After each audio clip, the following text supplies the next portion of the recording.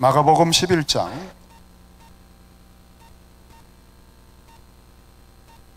11절에서 25절 저와 한 절씩 교독합니다.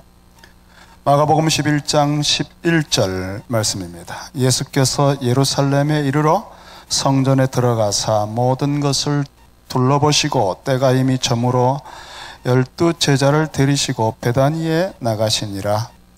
이튿날 그들이 베다니에서 나왔을 때에 예수께서 시장하신지라. 멀리서 잎사귀 있는 한 무화과 나무를 보시고 혹 그 나무에 무엇이 있을까 하여 가셨더니 가서 보신즉 잎사귀 외에 아무것도 없더라. 이는 무화과의 때가 아님이라. 예수께서 나무에게 말씀하여 이르시되 이제부터 영원토록 사람이 내게서 열매를 따먹지 못하리라 하시니 제자들이 이를 듣더라. 그들이 예루살렘에 들어가니라. 예수께서 성전에 들어가서 성전 안에서 매매하는 자들을 내쫓으시며 돈 바꾸는 자들의 상과 비둘기 파는 자들의 의자를 둘러보시며 아무나 물건을 가지고 성전 안으로 지나다님을 허락하지 아니하시고 이에 가르쳐 이르시되 기록된 바 내 집은 만민이 기도하는 집이라 칭함을 받으리라 하고 하지 아니하였느냐. 너희는 강도의 소굴을 만들었도다 하시매 대제사장들과 서기관들이 듣고 예수를 어떻게 죽일까 하고 꾀하니 이는 무리가 다 그의 교훈을 놀랍게 여김으로 그를 두려워함이로라. 그리고 날이 저물어 그들이 성 밖으로 나가더라. 그들이 아침에 지나갈 때에 무화과 나무가 뿌리채 마른 것을 보고 베드로가 생각이 나서 여짜오되 랍비여 보소서 저주하신 무화과 나무가 말랐나이다. 그래서 그들에게 대답하여 이르시되 하나님을 믿으라. 내가 진실로 너희에게 이르노니 누구든지 이 산더러 들리어 바다에 던져지라 하며 그 말하는 것이 이루어질 줄 믿고 마음에 의심하지 아니하면 그대로 되리라. 그러므로 내가 너희에게 말하노니 무엇이든지 기도하고 구하는 것은 받은 줄로 믿으라. 그리하면 너희에게 그대로 되리라.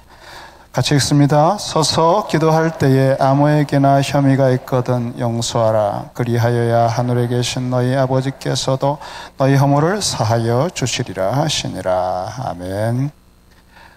주님 나귀 타고 예루살렘에 입성하신 예수님 호산나 찬양을 들으시며 다윗의 자손이 오셨다고 막 흥분해서 사람들이 예수님을 영접했습니다.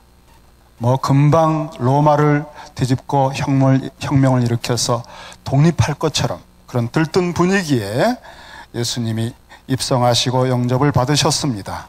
그리고 이제 예루살렘에 이르신 주님은 11절의 말씀에 성전에 들어가십니다. 곧장 성전에 들어가시고 모든 것을 둘러보셨습니다. 그런데 주님께서 예루살렘에 입성하신 다음에 예루살렘을 보시고 성전에 들어가시기 전에 어떤 마음이셨을까?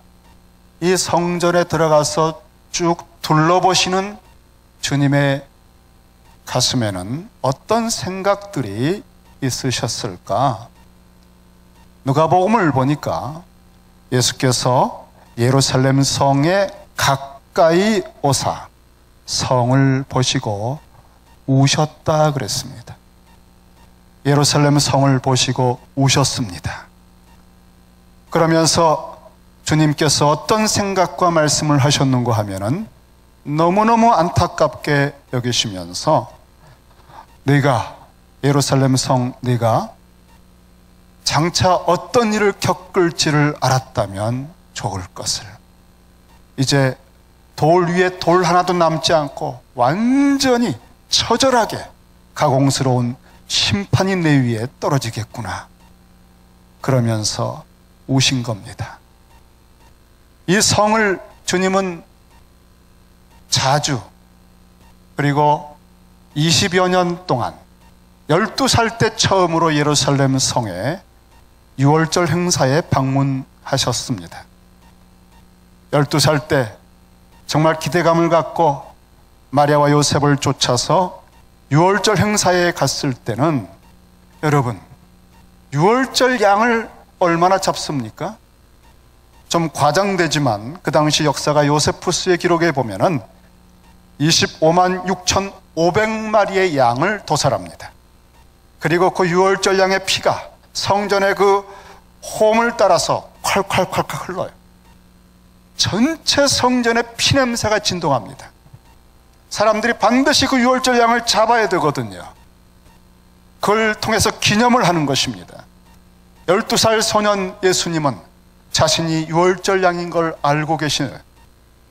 그래서 이 유월절 첫 번째 둘러보시는데 너무나 몰입을 하셔서 성전의 선생들과 대화하시고 하는 중에 마리아와 요셉이 고향으로 간 것도 모르고 그만 사흘 동안을 마리아가 찾아 헤맸던 것을 여러분 기억할 거예요.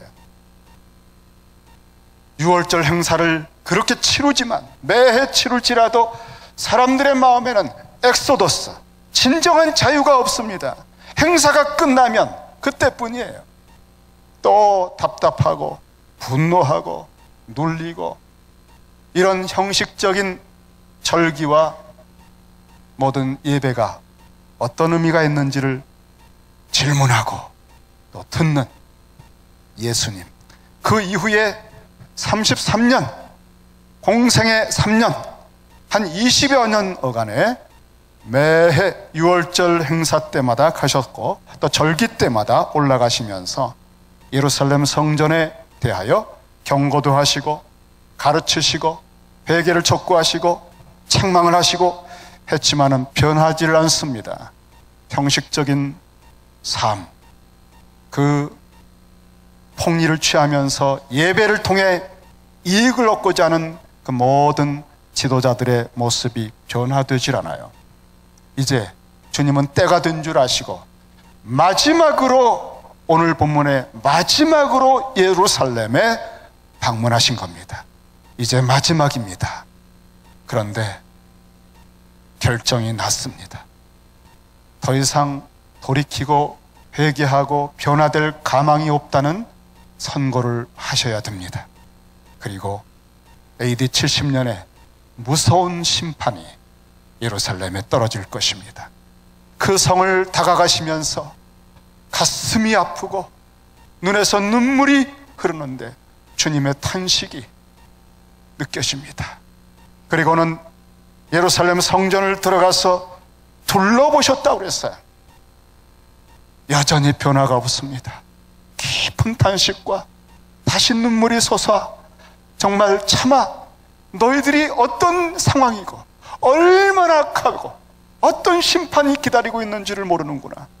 그렇게 첫 번째 날을 성전을 둘러보신 후에 이제 숙소로 돌아가셨습니다. 베단이라고 하는 숙소는 한 3km 정도 떨어진 여리고 쪽으로 내려와서 머무시다가 다시 아침에 성전에 들어가셨어요.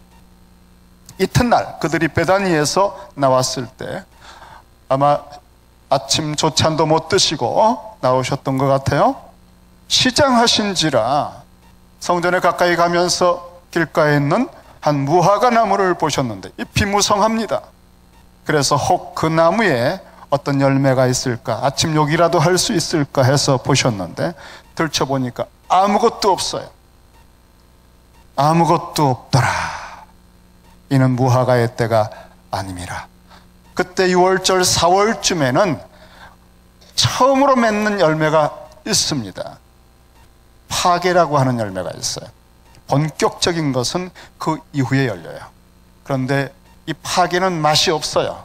그래도 시장하신 생각에 파게라도 찾았는데 본격적인 무화과의 때가 아직 아니었더라 하는 것으로 변명이 되지만, 아무것도 없는 잎만 무성한 이것을 볼 때에 지난 하루 전에 성전을 둘러보시면서 뭐 장사하듯이 막 재물을 옮기고 팔고 성전세를 받으면서 아우성을 치는 그 타락한 모습들 속에, 그 많은 예배들 속에 생명이, 하나님 원하시는 열매가 요만큼도 없다는 것을 보셨던 그 실망감, 그 낙심과 절망감이 이 무화과나무를 보는 순간에 다시 솟으신 것 같아요. 여러분, 무화과나무는 이스라엘을 상징하는 나무입니다. 예수님께서 이 무화과나무를 상징적으로 성전이 멸망할 것을 선고하시는 것을 표로 보여주신 것입니다. 그래서 예루살렘 성전과 똑같은 꼬락서니로구나 너가 하면서 저주하셨는데 그냥 말라버렸어요. 그리고 다시 성전에 들어가셨을 때 본격적으로 주님은 성전 안에서 매매하는 자들을 내쫓으셨습니다. 돈 바꾸는 자들을 다 상과 비둘기 파는 자들의 의자를 둘러엎으셨어요. 그리고 아무나 성전의 물건을, 이런 제2기구들을 들고 다니지 못하게 금하셨습니다. 여러분, 그 재물들은 예배를 드리기 위해서 필요한 것입니다. 또 성전세를 내는 것은 꼭 필요한 것입니다. 또 거기에 필요한 어떤 기구들을 들고 다녀야 됩니다. 그런데 그 재물들을 밖에서 가져오면 받지를 않아요. 이거 좀 흠이 있다고 다 퇴짜를 놓습니다. 그리고 이 지도자들이 결탁한 사람들이 파는 것만을 사게 만들어요. 거기서 몇 배로 폭리를 취합니다. 그리고 일반 황제의 얼굴이 새겨진 동전을 성전세로 받을 수 없어서 환전을 해야 돼요. 환전할 때 또 거기에 폭리를 취합니다. 그래서 강도의 소굴이 된 거예요. 주님께서 지난 3년 동안 얼마나 경고를 하시고 책망하셨는지 몰라요. 변화되질 않습니다. 이제는 이것을 다 쫓아내시고 엎으시고 금하셨습니다. 여러분, 이것은 성전을 깨끗하게 하려고 하는 게 아닙니다. 이제부터 성전은 폐기다. 너희들의 재물이 필요 없다. 진짜 재물인 내가 와서 내가 이제 재물로 하나님 앞에 드릴 것이다. 제사라고 하는 것은 수많은 재물이 아니라 내가 십자가에서 단번에 영원한 제사를 드릴 것이다. 죄 용서와 그 모든 것은 내가 대신 할 것이다. 제사를 드리고 죄사함을 선포하는 대제사장들의 역할을 이제 내가 할 것이다. 내가 참된 성전이다. 너희들은 여기까지다. 너희들은 끝났다. 폐기 처분한다 하는 것을 선포하신 거예요. 오랫동안 열매를 기대하시고 또 권고하셨을 때에 인내의 기간이 끝나면 문이 닫힙니다.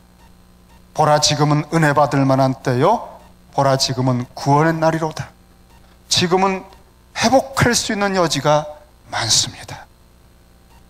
우리의 마음을 열고 주님의 말씀을 들으면 아무리 절망적이고 캄캄해도 그럴지라도 Now listen, 지금 내 말을 들으라. 새 일을, 죽었던 자가 살듯이 새로운 일이 벌어질 것이다.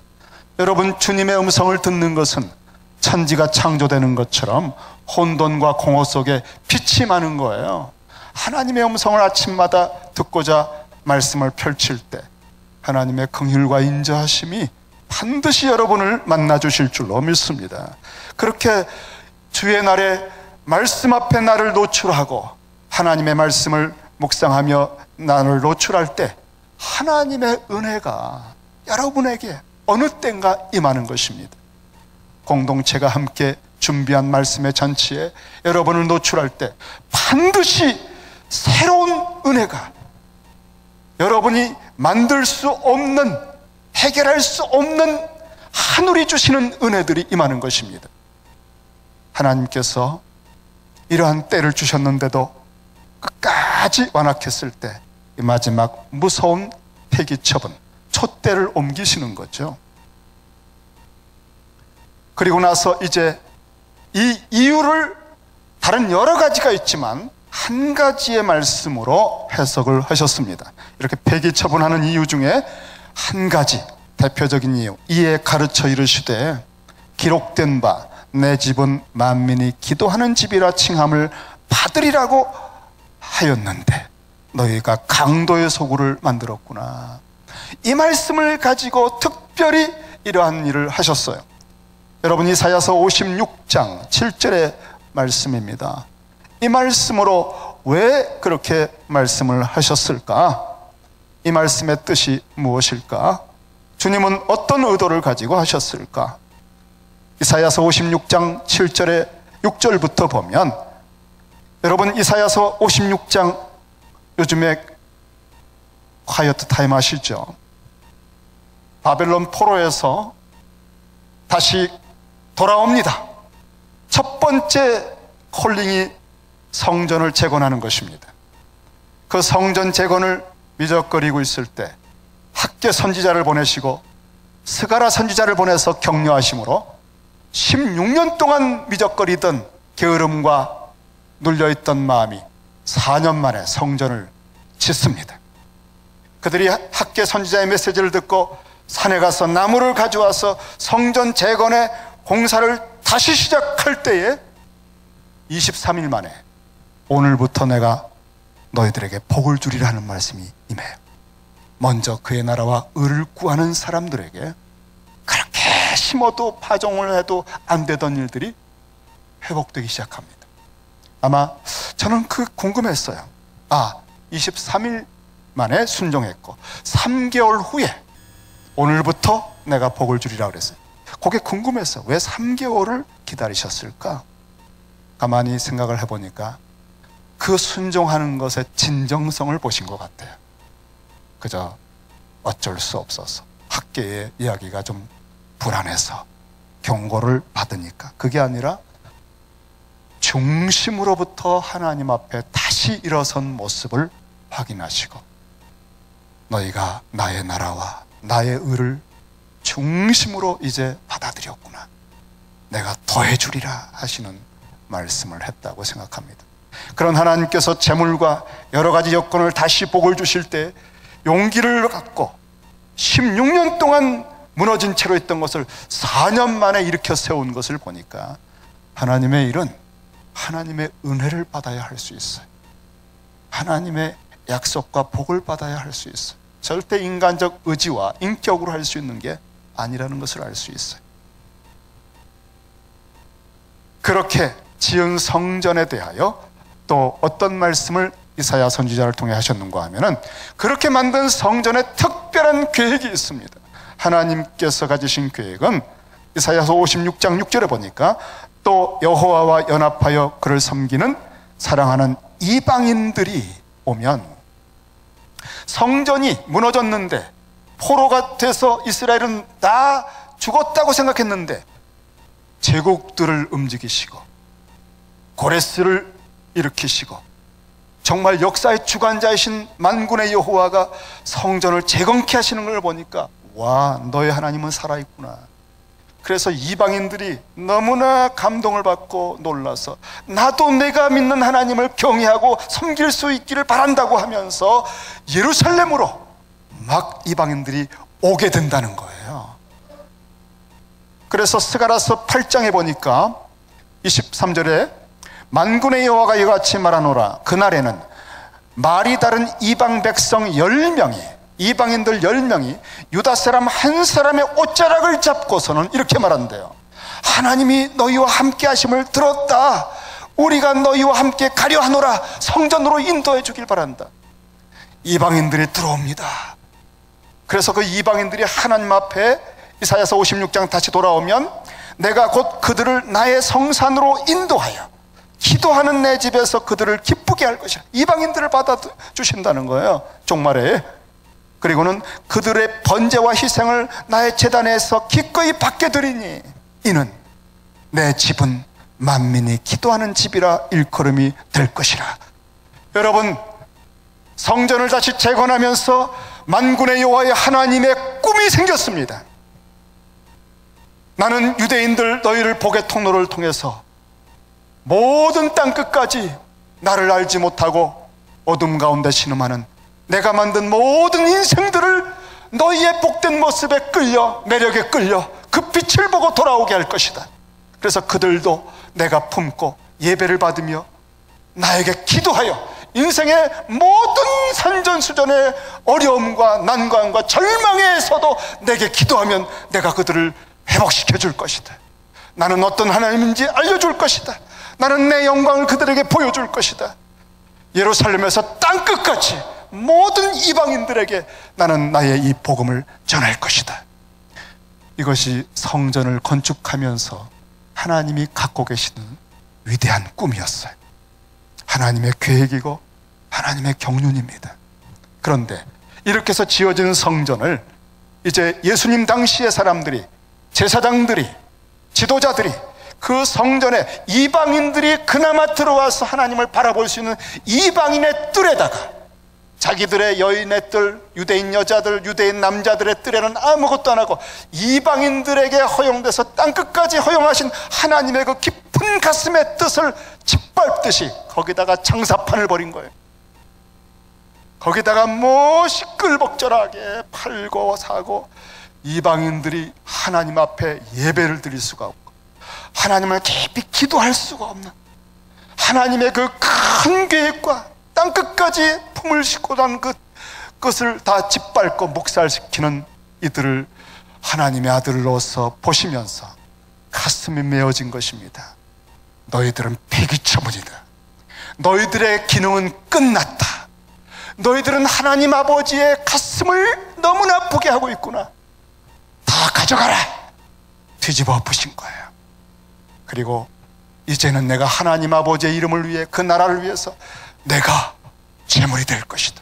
내가 성전을 건축할 것이다.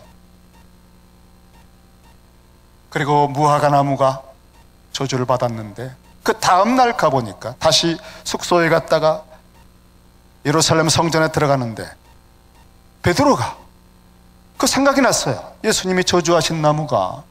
그런데 가보니까 뿌리채 말라버린 것입니다. 오늘 말씀 21절에 보니까 20절에 그들이 아침에 지나갈 때에 무화과 나무가 뿌리채 마른 것을 보고 베드로가 생각이 나서 여쭙습니다. 랍비여, 보십시오. 아니, 이 저주하신 무화과가 이렇게 말라버렸습니다.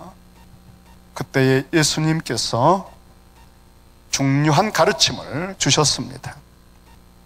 베드로에게 질문을 통해서 이제 가르칠 기회를 얻으신 거죠. 무화과 나무를 저주하신 깊은 의미, 성전에서 모든 재물과 기구들을 움직이는 사람들, 환전한 것을 다 뒤집어 엎으신 목적과 이유, 그것은 지금 저렇게 화려하고 겉으로만 무성하지만 아무런 열매가 없는 사람을 속이는 이 성전은 이제 폐기 처분한다. 그것을 보여주는 것이 이스라엘을 상징하는 이 나무가 보통 살짝 마른 것이 아니라 뿌리채 말라버린 것처럼 다시는 이 성전에서 제사와 예물은 드려지지 않을 것이다. 그리고 이렇게 말 한마디에 말라버린 것이 놀라우냐? 하시며 하신 말씀이에요. 하나님을 믿으라. 이것이 놀랍지? 이것이 기이하냐? 하나님을 믿어라. 하나님의 전능하심을 믿어라. 내가 본 것은 이제부터 새로운 성전을 건축하시고 그 성전의 모퉁이 돌이 돼서 내가 사람들을 돌돌로 모아서 진정한 만민의 기도하는 집이 되는 진짜 성전 교회를 만들고 땅끝까지 모든 이방을 복음을 전도해서 하나님의 나라를 만들어가는 놀라운 일을 행하실 하나님을, 그 능력을 믿으라. 지금 본 것은 아무것도 아닐 것이다. 하나님의 광대하심을 믿어라. 하나님의 깊은 경륜을 믿어라. 내가 생각하는 그 수준이 아니라 하나님이 어떻게 기도를 응답하실 수 있는지, 이제 진짜 성전은 기도하는 집이 될 것이다. 그럴 때 진짜 성전 교회에서 합심해 기도할 때 어떤 일까지 벌어지는지 하나님의 능력의 극대치를 이제 믿으라. 우리는 하나님을 알고 아버지라고 부르면서도 그저 매일매일 염려해요. 하나님 아버지 불러놓고 또 근심해요. 참 그 이름이 영광스럽게 여겨지질 않는 거죠. 이게 바로 형식적으로 무성한데 열매가 없는 기도의 모습입니다. 경건의 모양은 있는데 경건의 능력이 없는 모습입니다. 이런 모습에 주님은 탄식하셔요. 지식은 있는데 능력이 없어요. 하나님을 진짜 믿어라. 하나님의 능력을, 그 능력의 깊이와 높이와 넓이와 그 사랑의 깊이와 높이와 넓이, 온 땅끝 이방인까지 가슴에 품고 그들을 아끼신 하나님의 긍휼과 그 사랑의 깊이와 높이와 넓이를 믿어라. 바로 나 예수 그리스도, 나를 통해서 아버지를 알고 하나님 아버지와의 깊은 교제 속에 드려지는 참된 교회의 성전을 통해 드려지는 기도가 어떤 기도가 될지를 기대해라 하시면서, 이 무화과 나무가 말라버린 정도가 아니라 내가 진실로 너희에게 이르노니 누구든지 이 산더러 들리어 예수의 이름으로, 예수를 믿고 예수 그리스도의 참 성전 안에 들어와서, 이제는 옛날 성전이 아니라 리빙스톤, 돌 성전이 아니라 살아계신 하나님의 아들 예수 그리스도의 임재, 그 리빙스톤, 그 성전에 소속이 돼서 예수를 믿고 예수 그리스도가 머리가 되시고 그가 기초돌이 되신 교회에 소속되어서 등록을 하고 지체가 되어서 그리스도인의 이름으로 교회에 예수를 믿는 사람이 되어 이제는 모든 천지만물을 새롭게 하시는, 모든 죄를 완전하게 사하시고 완전한 의를 입혀주시고 하나님을 아버지로 부르게 하시고 아들의 영을 주셔서 천지를 지신 하나님의 능력을 끌어다가 이 땅에서 그 나라의 일을 위해서 쓸 수 있도록 예수의 이름으로 하늘문을 두드리고 받을 수 있는 그 사람의 믿음으로 기도할 때 누구든지 이 산더러 들리어 바다에 던져지라 해도 그대로 되리라. 여러분, 우리는 교회가 합심하여 기도할 때 어떤 일이 벌어지는지를 이 주님의 가르침의 분량으로 들어본 적이 없어요. 늘 교회 다니면 뭐 기도하는 거지, 뭐 또 기도하자고 그러네, 아이고 뭐 금식 기도 뭐 또 하나. 우리는 주님의 가르침에 의해서 교회가 기도할 때 어떤 일이 벌어지는지를 꿈도 꾸지 못하는, 죄송합니다, 오랜 설교를 들었지만 참 무지한 저희들입니다. 그리고 기도하다가 응답이 없는 것 같을 때 낙심하는 것은 우리 전공입니다. 전공 과목. 기도하다가 너무 자주 낙심을 해서 이제는 기도하는 게 겁이 나요. 성경이 말했던 교회가 기도하고 교회에서 기도하고 교회들이 마음을 합심해서 기도하는 것이 무엇인지를 우리는 맛본 적이 없어요. 그래서 교회는 음부의 권세가 이길 수 없는 권세를 가졌는데도 여차하면 깨지고 시험에 들고 싸우고 분쟁하는 거예요. 우리가 다시 말씀을 펴고 말씀이 열려서 주님이 본래 하셨던 말씀들이 우리 심령에 들어와야만 다시 기도가, 만민의 기도하는 집으로서의 교회가 회복이 됩니다. 그래야 사람들이 들어와서 교회를 통해 어떤 문제가 있어도 전능자를 의지하고 기도할 수 있어요. 해결을 볼 수 있어요. 그래야 교회가 세상과 다른 곳인 것을 보여주는 거예요. 그러므로 내가 너희에게 말하노니 무엇이든지 내 이름으로 성전 되신 주님의 공로와 그 권세의 이름으로 기도하고 구하는 것은 받은 줄로 믿으라. 그리하면 너희에게 그대로 되리라. 교회는 여러분 그냥 인간의 조직이 아닙니다. 교회에서 어떤 걸 결정하잖아요. 두세 사람이 모여서 기도하면 하늘에서도 매여요. 땅에서 풀면, 회의하고 결정하고 선포하면 하늘에서도 풀려요.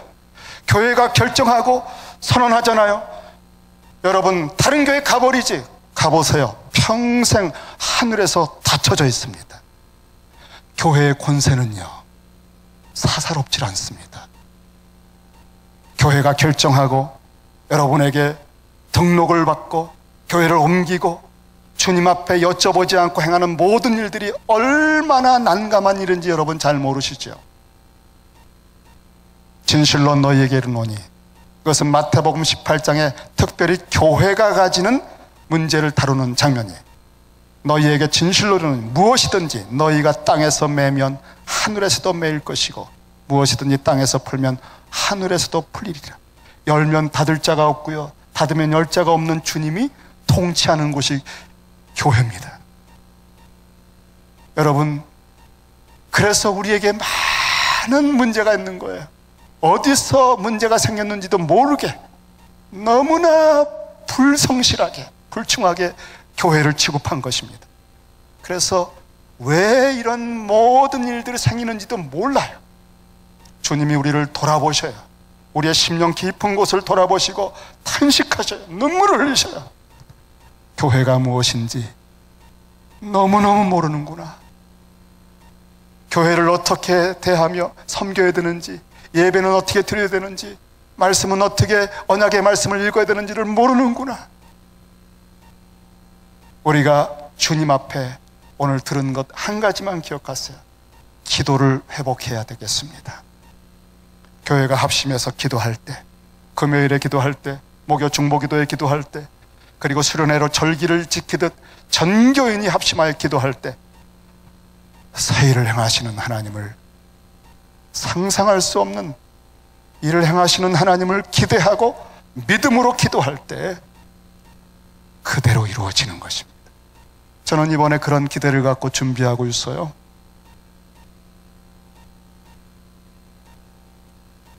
이런 교회의 기도에 예를 하나 제가 소개하고 마치려고 합니다. 제임스 맥그레디라고 하는 장로교 목사가 있었는데 18세기 말 켄터키 주에서 있었던 이야기입니다. 그때 18세기 말 켄터키 주는요, 마치 소돔과 고모라를 연상시킬 만큼 너무너무 타락하고 부패했답니다. 최악의 상황이었대요. 제임스 목사가 마치 주님의 마음처럼 너무너무 안타까워서 1799년에 겨울 내내 교인들과 함께 교회가 그 시대와 지역과 도시를 위해서, 켄터키 지역을 위해서 눈물로 기도를 했답니다. 그리고 그 다음 해에 미국의 켄터키에 대부흥이 일어났습니다. 그리고 성찬식에 11,000명이 넘는 사람들이 참여를 했대.